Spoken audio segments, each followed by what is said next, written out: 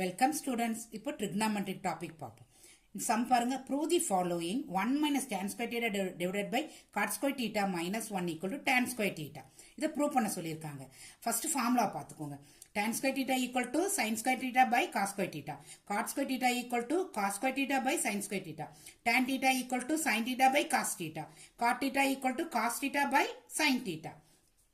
First left hand side எடுத்துக்கோங்க 1 minus tan square theta divided by cot square theta minus 1 right hand side பாருங்க நமக்கு tan square theta வருது so sinலயும் cosலயும் இந்த terms எல்லாம் மாத்திட்டோம்னா நமக்கு ஈஸியா இருக்கும் ஓகே so நம்ம sinலயும் cosலயும் மாத்திடுவோம் so 1 minus tan square theta பதிலா sin square theta by cos square theta போடுங்க cot square thetaவுக்கு cos square theta by sin square theta போடுங்க minus 1 இப்போ LCM எடுங்க cos square theta minus sin square theta divided by cos square theta வருமா numeratorல denominatorல என்ன வரும் உங்களுக்கு cos square theta minus sin square theta divided by sin square theta வரும் okay இப்ப பாருங்க cos square theta minus sin square theta divided by cos square theta into அது upside down எழுதலாம் இல்லையா sin square theta divided by cos square theta minus sin square theta so இந்த ரெண்டு term cancel ஆயிடும் உங்களுக்கு final என்ன இருக்கும் sin square theta by cos square theta இருக்கும் இது நீங்க எப்படி எழுதலாம் tan square theta ன்னு எழுதலாம் that is equal to right hand side okay students educate to elevate